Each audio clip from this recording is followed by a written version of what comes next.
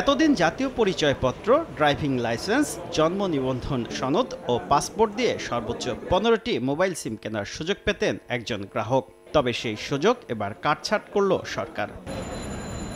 বর্তমানে প্রতি মাসে গড়ে প্রায় ৫০ লাখ সিম বিক্রি করে ৪ মোবাইল অপারেটর, যা পর্যালোচনা করে বিটিআরসি বলছে একদিনে একই গ্রাহক ২-এর অধিক সিম নিবন্ধন করেছেন, যা অস্বাভাবিক। আবার ১৫টি সিম আছে এমন গ্রাহক একসঙ্গে ৫ থেকে ৬টির বেশি সচল রাখেন না। সব মিলিয়ে একজন গ্রাহকের বিপরীতে সিম সংখ্যা ১৫ থেকে ১০টিতে নামানোর নির্দেশ দিয়েছে বিটিআরসি। এটা দ্রুতই বাস্তবায়ন হয়ে যাবে। বর্তমানে প্রায় ৬ কোটি ৭৬ লাখ ব্যবহারকারীর হাতে সিম আছে ১৮ কোটি ৬২ লাখের মতো। নতুন সিদ্ধান্তে মিশ্র প্রতিক্রিয়া গ্রাহকদের মধ্যে। সিমের কারণে অপরাধ বেড়ে যাচ্ছে। প্রতারণা করবে, সে 10টা হোক 15টা হোক সব দিক দিয়ে করতে পারবে। একটা ফ্যামিলিতে 10টা সিম যথেষ্ট, 10টা নাম্বার ব্যবহার করবে। সরকারি সিদ্ধান্ত বাস্তবায়নে ২৬ লাখ গ্রাহকের ৬৭ লাখ সিম বন্ধ হবে।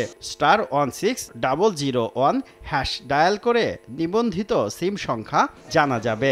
থাকছে গ্রাহক সেবা কেন্দ্রের সহযোগিতাও। ৩০ অক্টোবর পর্যন্ত পছন্দমতো সিম বন্ধ করার সুযোগ পাবেন গ্রাহকরা। কোনো সিম আপনি ডিসকন্টিনিউ করতে চান, আপনি সেই অপারেটরের আপনি যদি সেবা সেন্টারে যান, আপনি কিন্তু তখন সেটা ডিসকানেক্ট করতে পারবেন। আইওটির সাথে যে সিমগুলো যাবে সেগুলো ডেফিনেটলি এই ক্যাপের মধ্যে আসাটা ঠিক হবে না।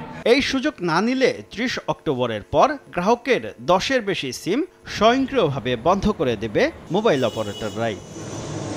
শুভ খান, সময় সংবাদ, ঢাকা।